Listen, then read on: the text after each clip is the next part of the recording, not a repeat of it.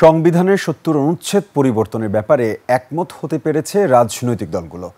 মঙ্গলবার ঐকমত্য কমিশনের সংলাপে এ ব্যাপারে একমত হয় সবাই। তবে প্রথমবারের মতো কমিশনের বৈঠকে অনুপস্থিত ছিল জামায়াত ইসলামী। এছাড়া সরকার ও কমিশনের নিরপেক্ষতা নিয়ে প্রশ্ন তুলেছে এনসিপি। মেহেদী হাসানের রিপোর্ট।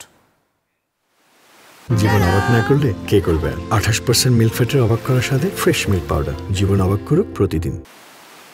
সকাল 11:30টায় বেইলি রোডের ফরেন সার্ভিস একাডেমিতে 30টি রাজনৈতিক দলের সঙ্গে জাতীয় ঐকমত্য কমিশনের মুলতুবি বৈঠক শুরু হয়।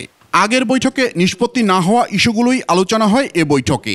মধ্যাহ্নবিরতির আগেই সংবিধানের ৭০ অনুচ্ছেদ, সংসদে 4টি গুরুত্বপূর্ণ সংসদীয় কমিটির সভাপতি বিরোধী দল থেকে নেয়া এবং সংরক্ষিত নারী আসন 100তে উন্নীত করার ব্যাপারে ঐকমত্য হয়। আস্থা ভোট এবং অর্থ বিল, এই দুইটা বিষয় বাদে ৭০ অনুচ্ছেদে সংসদ সদস্যরা স্বাধীনভাবে ভোট প্রদান করতে পারবেন দলের বিপক্ষেও।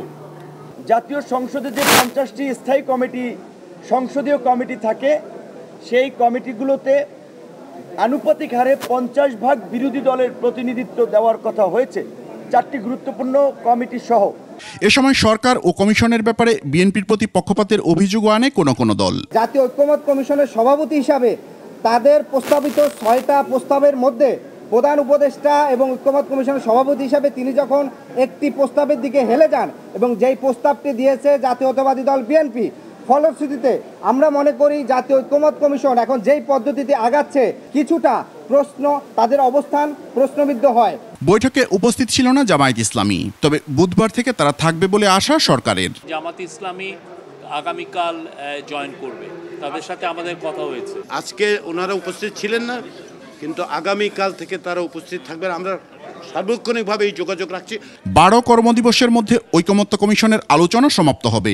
আমরা এটা আপনাদের কাছ থেকেই শুনলাম, এটা আমরা বিবেচনায় নেব। মেহেদী হাসান, 21 টেলিভিশন, ঢাকা।